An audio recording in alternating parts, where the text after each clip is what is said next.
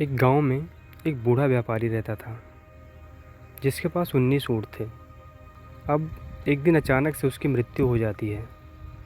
मृत्यु के पश्चात जब उसकी वसीयत पढ़ी गई तो उसमें लिखा था कि मेरे 19 ऊँट में से आधे ऊँट मेरे बेटे को, चौथा हिस्सा मेरी बेटी को, पाँचवा हिस्सा मेरे नौकर को दिया जाए। गांव वालों ने जब ये वसीयत पढ़ी तो उनका दिमाग चकरा गया। वो सोचने लगे कि कैसा पागल आदमी है जो इस तरीके की वसीयत छोड़ के चला गया है। 19 ऊँट का अगर आधा करेंगे फिर तो एक ऊँट काटने पड़ेंगे। चलो ठीक है, अगर एक ऊँट काट भी दिया तो बचते हैं 18। 18 का चौथा हिस्सा होता है 4.5, फिर एक ऊँट काटना पड़ेगा। इस तरीके से तो बहुत सारे ऊँट काटने पड़ेंगे, तब जाके इस वसीयत का बंटवारा हो पाएगा। उन्हें कुछ समझ में नहीं आ रहा था कि वो क्या करें। सारे लोग दिमाग लगा लगा के थक गए थे। तो बगल के गांव में एक बुद्धिमान व्यक्ति रहता था। तो गांव वालों ने सोचा कि चल के उनसे कुछ राय लेते हैं, हो सकता है उनके पास इस समस्या का कोई हल हो।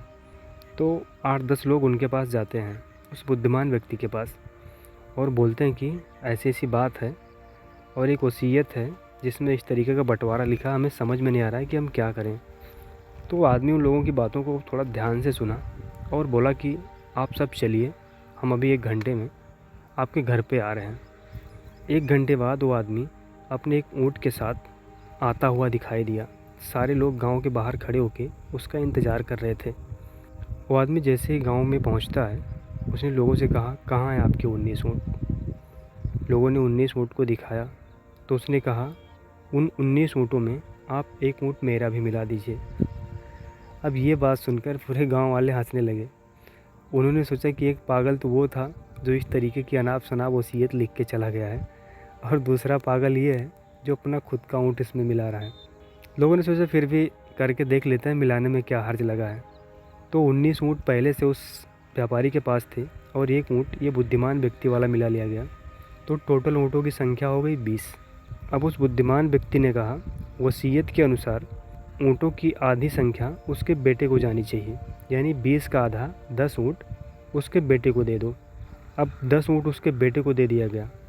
20 का चौथा हिस्सा यानी 5 ऊँट उसके बेटे को दे दिया गया, और 20 का पाँचवा हिस्सा यानी 4 ऊँट उसके नौकर को दे दिया गया। तो इस तरीके से टोटल 10 ऊँट उसके बेटे को, 5 ऊँट उसकी बेटी को और 4 ऊँट उसके नौकर को दिया गया।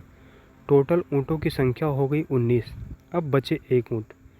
तो उस बुद्धिमान व्यक्ति ने अपना एक ऊँट लिया और वहाँ से जाने लगा। लोग स्तब्ध थे कि यार कैसा आदमी है ये तो 1 मिनट में सारी समस्या को सुलझा के चला गया। कि लाइफ में कितनी भी बड़ी समस्या क्यों ना हो, हर समस्या का समाधान होता है, बशर्ते हमारे अंदर सूझबूझ, धैर्य और बुद्धिमत्ता होनी चाहिए। बस यही इस कहानी का लेसन है।